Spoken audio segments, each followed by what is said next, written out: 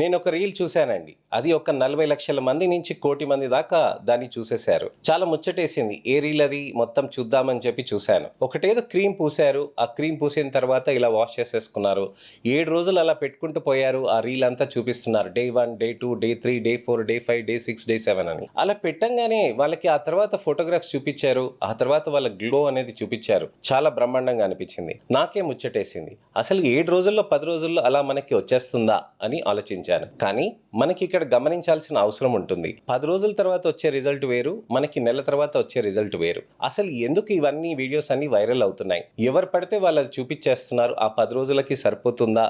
మనకి ఇలా ఇన్స్టెంట్గా ఎలా వస్తుంది రిజల్ట్? అసలు నలుపు అనేది మనకి చర్మంలో ఈ విధంగా ఒక క్రీమ్ పెట్టేస్తే తగ్గిపోతుంది అని అంటే అసలు ఎందుకు తగ్గుతుంది? అసలు ఎందుకు వచ్చింది నలుపు? అంత మాత్రాన ఉంటే ఆ క్రీమ్ పెట్టేసుకొని అందరు తెల్లగా అయిపోతారు కదా. ఇప్పుడు దక్షిణ రాష్ట్ర ప్రజల్లో చాలా మందికి నలుపు కణాలు యాక్టివ్గా ఉండి నలుపు వచ్చేస్తుంది. అది ఎలా వస్తుంది? ఎండకి వెళ్ళటం వల్ల, సూర్యుడు వెళ్తారు తగలటం వల్ల. అలాంటప్పుడు సింపుల్గా ఒక క్రీమ్ పెట్టేసి రాత్రిపూట మనం పెట్టేస్తే తెల్లగా అయిపోతాం అని చాలామంది చెప్తూ ఉంటారు. అది ఎలా పాసిబుల్? ఎలా సాధ్యం అవుతుంది? వీటన్నిటి గురించని నేను డిస్కషన్ చేయడానికని నేను మీ ముందుకు వచ్చానండి. ఏదో ప్రోడక్ట్స్ చెప్పడానికనో, ప్రోడక్ట్స్ చెప్తున్న వాళ్ళు తప్పను కాదండి. కానీ ప్రోడక్ట్స్ పని చేయడానికని ఏ విధంగా సైంటిఫిక్ అప్రోచ్ ఉంటాయి, ఆ ప్రోడక్ట్స్ అనేటివి కరెక్ట్ ఏ విధంగా పనిచేస్తాయి చర్మానికి, నలుపు ఏ విధంగా వచ్చింది, ఆ నలుపు ఏ విధంగా తగ్గాలి అనే దాని గురించని మనం ఇవాళ వివరించుకుందాం, తెలుసుకుందాం.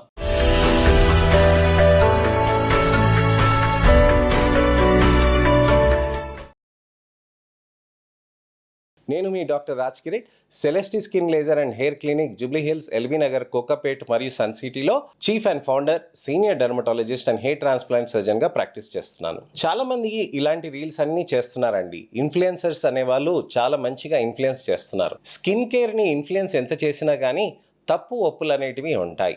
మనం ఏది పడితే అది స్కిన్ని మనం అప్లై చేసేసుకొని 7 రోజుల్లో తెల్లగా అయిపోతాం, 10 రోజుల్లో తెల్లగా అయిపోతాం, ఒక ఫేస్ వాష్ రుద్దంగానే తెల్లగా అయిపోతాం. ఇలాంటివన్నీ నమ్మకూడదండి. మనకి ఇక్కడ తెలుసుకోవాల్సింది ఏంటి? నలుపు అనేది ఏ విధంగా ఉంటాయి? క్రీమ్స్ పెట్టేస్తే తగ్గిపోతాయా? క్రీమ్స్ పెట్టకుండా కూడా తగ్గుతాయా? క్రీమ్స్ పెట్టినాక కూడా తర్వాత లేజర్స్ చేసినాక కూడా తగ్గుతాయా? ఇవన్నీ ప్రశ్నలు వస్తూ ఉంటాయి చాలా మందికి. నేను చెప్తాను ఏంటంటే అన్నిటికంటే ముందు ఫస్ట్ మనం అర్థం చేసుకోవాల్సింది నలుపు ఎందుకు వచ్చింది. నలుపు అనేది మనకి చర్మంలో పైన పొర కింద పొర అంటాం కదండి. ఈ పైన పొర కింద పొర మనకి ఏమవుతుందనంటే మధ్యలో నల్ల కణాలు అనేటివి ఉంటాయి. ఈ నల్ల కణాలు అనేటివి ఏమవుతాయనంటే నలుపుని ఇస్తుంది, మెలనిన్ని. ఈ మెలనిన్ ఇవ్వటం తోటి అక్కడ చర్మంలో రంగు అనేది వచ్చేస్తుంది. మనకి బ్రౌన్ కలర్ కానీ, చామంచాయ కానీ, నలుపు కానీ, తెలుపు కానీ. అయితే ఈ మెలనోసైట్స్ అనేటివి మనకి ఎక్కువగా మోతాదులో మెలనిన్ ఇస్తే కనుక అది మనకి ట్యానింగ్లో అవుతుందన్నమాట. ఆ నలుపు మోతాదు ఒకటే చుక్కలాగా ఇచ్చింది అనుకోండి, అది ఫ్రెకిల్స్గా అవుతుంది. అదే నలుపు మనకి చిన్న చుక్కగా మనకి కింద లేయర్లు ఇచ్చింది అనుకోండి, దాన్ని లెంటిజన్స్ అని అంటాం. అదే నలుపు కనుక మనకి మొత్తం ఓవరాల్గా వచ్చేసింది అనుకోండి, దాన్ని పర్మనెంట్ పిగ్మెంట్ డార్కెనింగ్ అని అంటాం. లైకెన్ ప్లానస్ పిగ్మెంటోజస్ అని అంటాం. ఇలా అనేక రకమైన పిగ్మెంటేషన్స్ అనేటివి ఉంటాయి. మరి ఈ ప్రాబ్లమ్స్లో మనకి ఏంటంటే చర్మం మీద ఇలా క్రీమ్ పెట్టంగానే మనం తెల్లగా అయిపోతామా? ఎలా అవుతాం? అసలు ఏంటి? అసలు ఏ విధంగా నలుపు అనేది ప్రొడక్షన్ అవుతుంది అనేది తెలుసుకుందాం. ఇది అంత సైంటిఫిక్ అప్రోచ్ అండి. మనకి చర్మంలో పైన పొరలో నలుపు కణాలు ఏవైతే ఉంటాయో వాటిని మెలనోసైట్స్ అని అంటాం. అవి మెలనిన్ ప్రొడక్షన్ అనేది చేస్తుంది. ఆ మెలనిన్ ప్రొడక్షన్ అనేది ప్రతి చర్మ కణం లోపలికి డిస్ట్రిబ్యూట్ అవుతుంది. ప్రతి చర్మ కణం లోపలికి డిస్ట్రిబ్యూట్ అయ్యి ఆ మెలనిన్ అనేది చర్మం లోపల ఉండిపోయి ఆ తర్వాత అది నెమ్మదిగా పైకి వస్తూ ఉంటుందండి.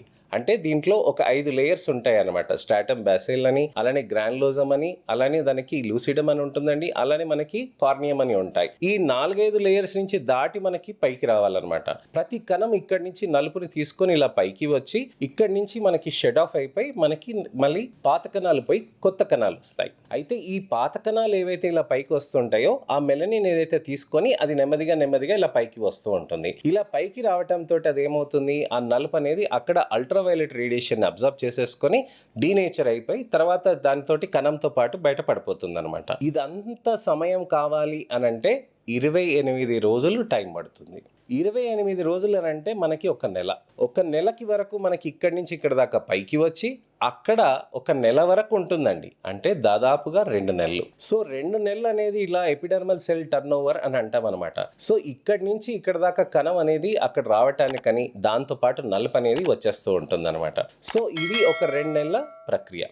2 నెలల్లో మనకి ట్రీట్మెంట్ అనేది జరిగితే కింద నుంచి కణాలు ఏవైతే వస్తున్నాయో వాటిని రెగ్యులేట్ చేసుకుంటూ రావాలి. ఆ వాటిని రెగ్యులేట్ చేసుకోకుండా మనం కేవలం పైన పెట్టేసి మనకి నలుపు తగ్గిపోయిందనంటే అవి బ్లీచింగ్ ఎఫెక్ట్ అని చూపిస్తున్నాయని మనం తెలుసుకోవాలి. ఈ బ్లీచింగ్ ఎఫెక్ట్స్ అని ఉన్న దాంతో ఏమవుతుంది, మనకి చర్మం పైన డ్యామేజ్ అనేది జరుగుతూ ఉంటుంది. మీరు ఎవరైనా అడగండి, బ్యూటీ పార్లర్లో కానీ వాళ్ళని ఎవరినైనా అడగండి, ప్రొసీజర్స్ చేసినాక బ్లీచింగ్ చేసినాక మన చర్మం అనేది ఫ్రెష్నెస్ అనేది కనిపిస్తుంది. కానీ ఎక్కువసార్లు బ్లీచింగ్ చేస్తే ఏమవుతుందంటే చర్మ కణాలు డ్యామేజ్ అయ్యి అది రాంగ్ సిగ్నల్ సెండ్ చేసి కొల్లాజన్ని డిప్లీట్ చేసి మనకి నలుపు అనేది ఇంకా ఎక్కువగా పెరిగిపోతూ ఉంటుందన్నమాట. సో ఇప్పుడు మనం క్రీమ్ ఏదైనా అప్లై చేసామనుకోండి, 7 రోజుల్లో తెల్లగా ఎలా అవుతాం? మనం చాలా జాగ్రత్త పడాలి. ఇందుకోసమనే స్టిరాయిడ్ క్రీమ్స్ అనేటివి ఆ క్రీమ్స్లలో కలిపి అది ఇచ్చేస్తూ ఉంటారు. బ్యూటీ పార్లర్లో కానీ ఆన్లైన్లో క్రీమ్స్ కానీ ఇంగ్రీడియంట్స్ లేకుండా పేర్లు చెప్పకుండా వాడేస్తూ ఉంటారు. ఇది వాడినప్పుడు బాగా తెల్లగా అయిపోతారండి, ఆపేసినాక చాలా ప్రాబ్లమ్స్లోకి వస్తూ ఉంటారు. సరే, అలాంటివి అని మనం అలాంటి స్టిరాయిడ్ క్రీమ్స్ లేవు కదా, అలాంటి ఎఫెక్ట్స్ రాలేదు కదా అని అనుకుంటే ఓకే. కానీ 7 రోజుల్లో తెల్లగా అయిపోతారని కనుక ఎవరైనా క్రీమ్స్ కానీ ఆన్లైన్లో కానీ సోషల్ మీడియాలో కానీ ఎవరైనా చెప్పినా కానీ అది కరెక్ట్ కాదు. మనం ఇక్కడ తెలుసుకోవాల్సింది ఏంటంటే proper scientific reason for pigmentation అర్థం చేసుకొని దాని ప్రాపర్ డయాగ్నోసిస్ చేసుకొని దానికి తగ్గట్టుగా మనం ట్రీట్మెంట్ అనేది చేసుకోవాలి. మామూలు సీరమ్స్ తోటి బెటర్ అవుతాయా? ట్యాన్ అనేది మనకి బాగా తగ్గుతాయండి సీరమ్స్ తోటి వీటితోటి. కానీ పిగ్మెంటేషన్స్ వచ్చినప్పుడు మనం వాటికి లేజర్ పీల్స్ అవి చేయాలి. చాలామంది వీక్షకులు సబ్స్క్రైబర్స్ చాలామంది అంటారు, సార్ మీరు ప్రోడక్ట్స్ చెప్పట్లేదు, మీరు లేజర్ పీల్సే చెప్తారు ఎందుకు అని అంటారు. ప్రోడక్ట్స్ అనేటివి మీకు ఎప్పుడైతే ఉంటుందో మామూలు రంగుని వాటిని మెయింటైన్ చేసుకోవటానికని, లేజర్ పీల్స్ ఏంటంటే మీకు బెటర్ రిజల్ట్స్ రావటానికని మనం ఇది సజెస్ట్ చేస్తూ ఉంటాం. ఇది రీజన్ అండి, అంతకంటే ఏమీ లేదు. మీకు ఇంకేమైనా సందేహాలు కానీ అపోహలు కానీ ప్రశ్నలు కానీ ఉంటే కనుక తప్పకుండా మీరు కామెంట్ సెక్షన్లో పెడితే దానికి తగ్గట్టుగా నేను మీకు వీడియో రిప్లై కానీ టెక్స్ట్ రిప్లై కానీ చేస్తాను. నెక్స్ట్ ఇన్ఫర్మేషనల్ అవేర్నెస్ వీడియోతోటి మళ్ళీ నేను మీ ముందుకు రావాలంటే నా ఛానల్ని సబ్స్క్రైబ్ చేసుకొని నోటిఫికేషన్ బటన్ నొక్కి అలానే నా వీడియోస్ని లైక్ చేసి హైప్ చేసి షేర్ చేయండి. మీ మిత్రులకి శ్రేయోభిలాషులకి చుట్టాలకి ఎవరికైనా కానీ ఇలాంటి పిగ్మెంటేషన్ ప్రాబ్లమ్స్ ఉన్నప్పుడు 7 రోజుల్లో నాకు తగ్గిపోవాలి, నాకు అసలు ఏ క్రీమ్ అయినా కానీ నాకు పర్లేదు అని చాలామంది అడుగుతూ ఉంటారు కదా, వాళ్ళకి వీడియోని పంపించి 7 రోజుల్లో ఎందుకు తగ్గదు, దానికి తగ్గట్టుగా మనం సైంటిఫిక్ వేలో మనం ట్రీట్మెంట్కి వెళ్ళాలి అనే దాని గురించని ఈ వీడియోని తప్పకుండా షేర్ చేసి ఫస్ట్ నుంచి లాస్ట్ దాకా చూడమని చెప్పండి. నా ఈ అవేర్నెస్ క్యాంపెయిన్లో మీరు కూడా పాలు పంచుకుంటారని ఆశిస్తున్నాను. నేను మీ doctor Raj Kirit, Celeste skin laser and hair clinic, Jubilee Hills, LB Nagar, Kokapet మరియు సన్ సిటీలో chief and founder, senior dermatologist and hair transplant సర్జన్గా ప్రాక్టీస్ చేస్తున్నానండి. నమస్తే.